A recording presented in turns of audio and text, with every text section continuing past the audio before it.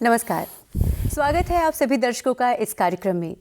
हमेशा की तरह आज इस कार्यक्रम में एक बार फिर से हम करेंगे स्वास्थ्य चर्चा और इसके अंतर्गत एक ऐसे विषय के बारे में हम बात करेंगे जो हमारे संपूर्ण जीवन को बाहरी और भीतरी तरीके से संतुलन में करता है।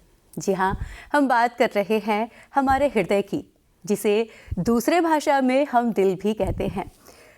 और जब बात दिल की आती है तो हम ये भी कह सकते हैं कि इस दिल के विषय पर न जाने कितने ही गीतकारों ने, साहित्यकारों ने इस विषय पर बहुत से गीत लिख डाले, कविताएं लिख डाली और गज़ल लिख डाली, क्योंकि ये दिल की ही बात होती है। ये एहसास, ये जज्बात, ये सारे शब्द दिल से ही आते हैं और यही दिल होता है जिस पर हम अपना ध्यान केंद्रित करके अपने जीवन को साकार बनाते हैं, उसे एक सही रूप देते हैं।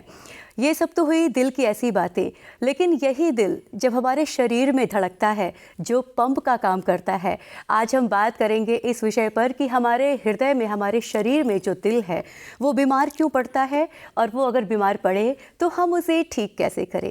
एक बहुत ही रोचक विषय के साथ आज हम आपके समक्ष हैं एक बार फिर से, और इस विषय पर जानकारी देने के लिए हमारे साथ स्टूडियो में हैं बनारस के जाने माने कार्डियोलॉजिस्ट, SSPG मंडली जिला अस्पताल वाराणसी में कार्यरत डॉक्टर अंजन श्रीवास्तव जी।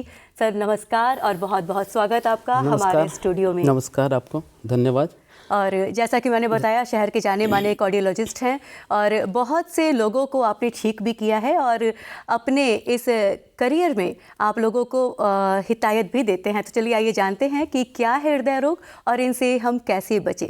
तो सबसे पहले हमें ये बताइए सर कि हृदय रोग आखिर है क्या? देखिए, आपने काफ़ी अच्छे तरह से हृदय को समझाया। और हृदय, जैसा कि हम सभी लोग जानते हैं, हृदय हमारा दिल, सभी लोग इससे वाकिफ़ हैं। हृदय हमारे शरीर में एक बहुत ही महत्वपूर्ण वाइटल्स आर्गन का काम करता है, जो कि एक तरह से पंप, जैसा आपने बताया कि पंप की तरह काम करता है। तो हार्ट हमारा जो है, जो दिल है, वो पंप की तरह काम करता है और वो हमारे शरीर में, पूरे शरीर में ब्लड को उसका संचार करता है। ब्लड के माध्यम से शरीर में जितनी ही पोषक तत्व हैं, ऑक्सीजन हुआ, न्यूट्रिएंट्स हुआ, तो वो पूरे शरीर में हमारे को पहुंचाता है। ब्लड का मेन काम यही है कि he is just like a pump, जो कि ब्लड में को सर्कुलेट करता है हमारी बॉडी में। यानी कि जो भी हमें पोषक तत्व चाहिए वो हमारा दिल पंप करके, वो दिल के माध्यम से, हृदय के माध्यम से, ब्लड के माध्यम से वो हमारे पूरे शरीर में जाता है। आप एक लंबे समय से इस विभाग में काम कर रहे हैं और आए दिन आप ऐसे रोगियों से मिलते होंगे, कह सकते हैं। तो आप जब भी इस तरह की कोई शिकायत आती है, आपको लगता है ऐसा है, तो आप उन्हें कैसे ट्रीट करते हैं, उन्हें क्या बताते हैं? देखिए, ऐसा है कि हृदय में, हृदय की कई बीमारियां हैं जो आम जनमानस में फैला है कि बस हृदय में हार्ट अटैक होता है। हाँ। ठीक है, तो केवल हृदय में केवल हार्ट अटैक ही नहीं है। हृदय हमारा कई चीज़ों से मिलके बना हुआ है। हृदय में हमारी मांसपेशियां हैं जो कि पंप करती हैं, वॉल्व्स हैं और धड़कन, करंट भी चलती है जिससे हमारी धड़कन जो है धड़कती है। तो अब बॉडी, हृदय में किस जगह पे क्या दिक्कत है, उस चीज़ का इलाज किया जाता है। जैसे कि यदि हार्ट अटैक हुआ तो हार्ट अटैक में बेसिकली जो हमारी हृदय में 3 मुख्य जो कि आर्टरी है जो कि ब्लड को सप्लाई करती है। LAD बोलते हैं, LCX बोलते हैं और RCA बोलते हैं। उसमें थ्रोम्बस जम जाते हैं, प्लेक जम जाते हैं, तो वो हृदय की धमनियों को अवरुद्ध कर देते हैं, रोक देते हैं, जिससे कि मसल्स जो है वहाँ पे हार्ट पहुँच नहीं पाता है, वो हार्ट अटैक ये हुआ। दूसरी चीज़ होती है कि हृदय में वॉल्व्स की जो दिक्कतें आती हैं। कभी कभी कई वॉल्व्स हैं हमारे हार्ट में, माइट्रल वाल्व हुआ, ऑर्टिक वाल्व हुआ, ठीक है, ट्राइकस्पिड वाल्व हुआ। तो इस वॉल्व्स में भी दिक्कतें आती हैं। कभी कभी वो वॉल्व्स या तो सिकुड़ जाती हैं, वो फैल जाती हैं। तो उसकी वजह से भी वॉल्व्स की बीमारी जो है वो हार्ट में होती है। एक और बीमारी आप सुनी होंगी कि दिल की धड़कन जो हमारी चलती है, एसे नोड, हमारा राइट साइड में एट्रियम में एसे नोड होती है जिसको साइनोएट्रियल नोड बोला जाता है, वहाँ से करंट चलता है। जैसे तो वो करंट में कहीं बाधा होने लगती है, करंट ठीक से नहीं चल पाता है, या करंट में रुकावट आती है, या बहुत तेज़ी से करंट दिल धड़कने लगता है, तो उसमें जो है मरीज़ सिंकोप में चला जाता है, बेहोश हो जाता है। कभी कभी धड़कन इतनी कम हो जाती है कि उसको, तो उसमें फिर उसकी अलग तरह से उपचार किया जाता है। उसमें पेस मेकर किसी किसी को लगाना पड़ता है। तो हार्ट में बेसिकली कई बीमारियां हैं, तो उस हिसाब से उसका इलाज किया जाता है। तो ये आपने 3 कैटेगरी बताई यहाँ पर हमें। तो अमूमन जो आम इंसान है वो तो यही समझेंगे कि ये हार्ट अटैक है, तो आप लोग इसे समझते हैं और फिर इसका उपचार करते हैं। हर उसका सिम्टम्स क्या है, सबसे पहले मरीज़ आया, जैसे एक ये होता है कि हार्ट दर्द हो रहा है। अक्सर लोग दर्द को गैस के दर्द से पेन समझते हैं और इग्नोर करते हैं कि गैस चढ़ गया है, गैस की दवा खा लिए 2 दिन, पता चला उनको नहीं आराम मिला। तो मैं यही कहना चाहूँगा कि जो भी, जिसको भी, चाहे वो किसी उम्र का हो, अब वो उम्र जो है पहले होता था कि ये बुजुर्गों का उम्र सीमा तय थी कि इतने में ही आप बीमार पड़ेंगे। तो वो चीज़ अब नहीं है। अब देखने को ये भी मिल रहा है कि 25 साल के बच्चे, 40 साल के बच्चे, 35 साल के लड़कों को हार्ट अटैक हो रहा है। तो इसमें यही है कि मैं यही कहना चाहूँगा आपके माध्यम से कि इसको इग्नोर ना करें, उसको गैस नहीं समझें। यदि चेस्ट में हैवीनेस हो रहा है, भारीपन हो रहा है, या सांस फूल रही है, पल्पिटेशन हो रहा है, घबराहट हो रही है, लग रहा है कि सिंकोप हो रहा है, हम गिर जाएंगे, तो बेहतर है कि अपने नज़दीकी डॉक्टर से सलाह लें। और हम लोग 24 आवर जो है काम कर रहे हैं, तो उसमें डॉक्टर से सलाह ले लें। डॉक्टर को लगेगा कि इसको क्या करना है, उसकी जांच करवाएगा, ईसीजी करवाएगा, बाकी चीज़ें करवाएगा, होल्टर, इको, भर्ती करना, दवाइयाँ देना, तो सब तरह की सुविधाएं शहर में उपलब्ध है। तो हमें लगता है कि इग्नोर नहीं करना चाहिए और डॉक्टर से मिल करके उसका सही उपचार करना चाहिए। यानी अभी आपने बताया कि किसी भी तरह की अगर परेशानी है, सीने में दर्द है, तो उसको स्वयं से ना लें, आप डॉक्टर से जाके मिलिए। एकदम सही, इग्नोर ना करें। कभी कभी ओपीडी, अक्सर हम लोगों के पास मरीज आते हैं, वो पता चला कि 2 दिन से दर्द हो रहा है, 4 दिन से दर्द हो रहा है, लेकिन वो गैस की दवा खा करके, नींबू, समझ ही रही है, घरेलू उपचार करके वो कि हमको जो है नहीं आराम मिला। जब वो चीज़ें बढ़ गई, 4 दिन, 3 दिन, 5 दिन बाद आराम नहीं मिला, तो वो जाते हैं डॉक्टर के पास, पता चलता है कि भाई आपको तो हार्ट अटैक है। और एक चीज़ और आपको बताना चाहूँगा कि हमारे बनारस शहर में, हमारे SSPG में एक स्टेमी प्रोग्राम चल रहा है, जो कि माननीय हमारे जो CMO साहब हैं, डॉक्टर संदीप चौधरी जी, तो उनकी देख रेख में, और नोडल अधिकारी हैं जो DM कार्डियोलॉजी हैं BHU के, तो उनके देख रेख में स्टेमी प्रोग्राम हम लोग चला रहे हैं। स्टेमी प्रोग्राम ये है कि जैसे हार्ट अटैक हुआ तो एज सुन एज पॉसिबल, जितना जल्दी आप डॉक्टर के पास पहुंच जाते हो, यदि विदिन 6 आवर आप पहुंच गए, तो वो एक हम लोग टेनेक्टा प्लेस इंजेक्शन होता है, वो दिया जाता है। वो सरकार की तरफ से फ्री में आजकल उपलब्ध है, हमारे यहाँ भी उपलब्ध है, और लगभग ये 2 साल से, 1.5-2 साल से प्रोग्राम चल रहा है, और बहुत लोगों को हम लोगों ने लाभान्वित किया है, उनको थ्रोम्बोलाइज किया है।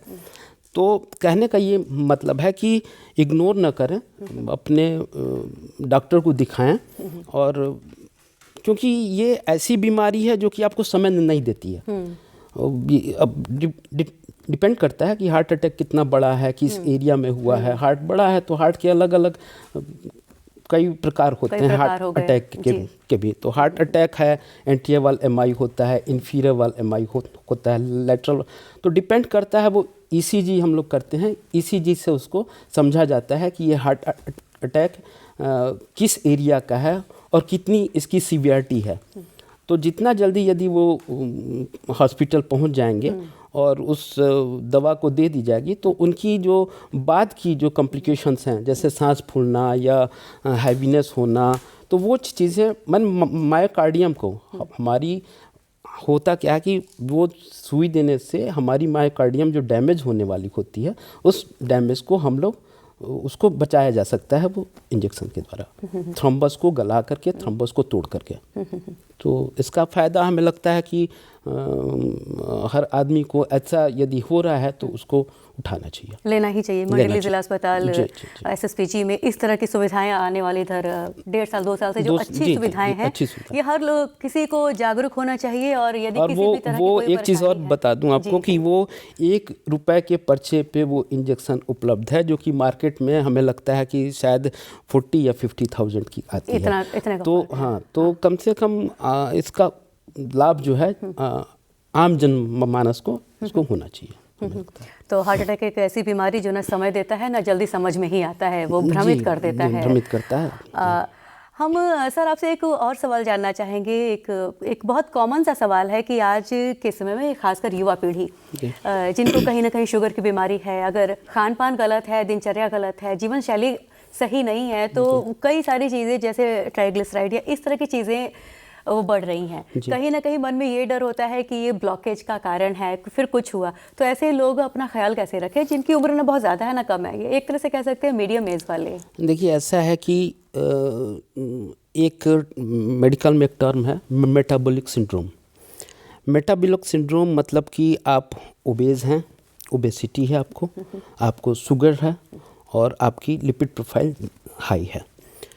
तो उन लोगों को हर 6 महीने पे अपनी जांचें करवानी चाहिए, डॉक्टर की देख-रेख में रहनी चाहिए और जो डॉक्टर सुझाव दे समय समय पे उनको दवाइयाँ लेनी चाहिए। एक चीज़ मैं ऐड करना चाहूँगा इसमें कि जो खान पान और लोगों की दिनचर्या और स्ट्रेस लेवल, ये चीज़ें जो है धीरे धीरे हमें लगता है कि बढ़ती जा रही हैं और ये एक बहुत बड़ा कारण यंग में जो शुगर हो जाना, यंग एज में। वैसे शुगर तो मतलब कई बीमारियां होती हैं, type 1 diabetes, type 2 diabetes, type 3, type 4, type 5 diabetes भी होती है। टाइप 1 डायबिटीज़ तो बच्चों में भी होती है।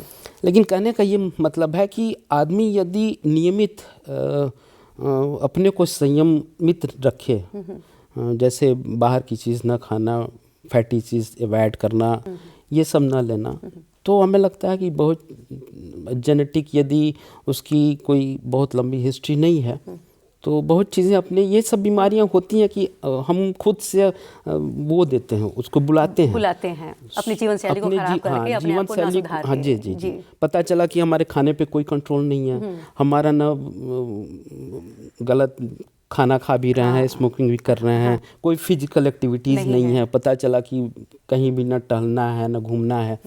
तो ये सब बीमारियां खुद बुलाई हुई बीमारियां हैं। शुगर की बीमारी, ब्लड प्रेशर की बीमारी, कोलेस्ट्रॉल की बीमारी, मोटापा एक उसमें कह सकती हैं, ओबेसिटी एक बहुत बड़ा कारण है इन सब चीज़ों को आमंत्रित करने का, ठीक, शुगर बढ़ाने का, ट्राइग्लिसराइड्स या लिपिड प्रोफाइल, हमारे LDL जो बैड कोलेस्ट्रॉल है उसको बढ़ाने का। तो हमें लगता है कि इन सब चीज़ों को अवॉइड करे आदमी और रेगुलर व्यायाम करे और डॉक्टर से ज़रूर जो है कंसल्ट करे। यदि कोई भी दिक्कत होती है तो डॉक्टर से ज़रूर संपर्क करें। कोरोना के बाद एक बड़ा कॉमन सा ये देखने को मिला कि कोई जिम में है, जिम कर रहा है, वो ट्रेडमिल पर दौड़ रहा है तो वो गिर गया और एक्सपायर कर गया।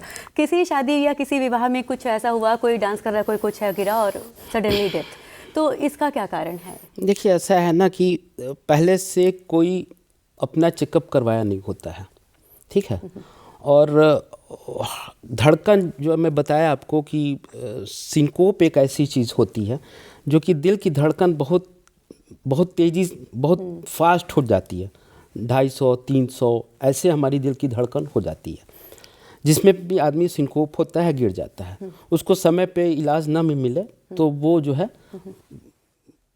ये चीज़ें बढ़ जाती हैं और फिर उनको। तो कहने का ये मतलब है कि आपको रेगुलर चेकअप करवाते रहना चाहिए, रेगुलर डॉक्टर के संपर्क में रहना चाहिए।